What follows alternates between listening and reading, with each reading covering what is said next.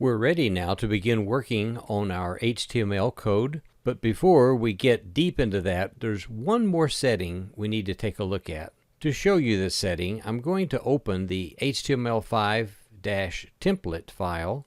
I'll highlight it, double-click to open, and we'll see that file here in the editing pane. What you see here is very typical for good code editors. What I mean is that things are indented, they're laid out well, everything looks great, and we have color coding to go along with all of the different types of things that we're seeing.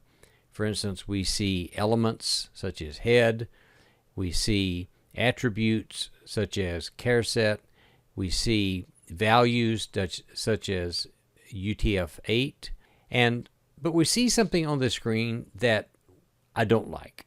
And that is the highlighting in the background of these elements. So like on line 1, that sort of a gray looking background color to these elements. I would like all of the code to be like we see here on line 9, where that all we see is just the code without any highlighting.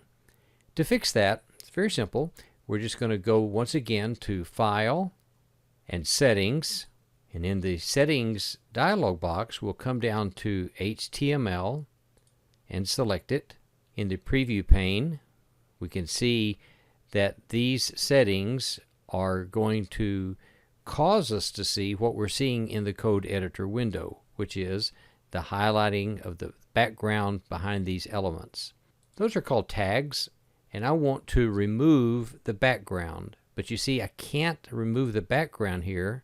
I'm trying to click on that checkbox, but it won't let me.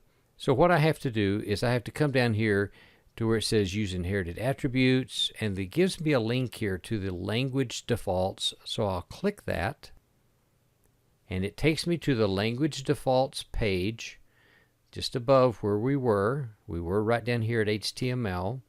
Now we're up here at language defaults. And when I clicked on language defaults, it brought me straight to the markup tag. And what I see across over here is a check mark beside background. I'm going to click that to deselect it. And I can see down here in the preview area that those backgrounds are all gone. So I'm going to click Apply. And then I'll click OK. And we come back to our file. And we can see now that all we see is the code and the colors, but we don't see the background highlights. So whenever you're working with your code and you want to change some style, what I just demonstrated for you under the Styles dialog box is pretty typical. You can go in and change just about anything that you're seeing. And we'll be looking at more and more of these options as we go further into web design.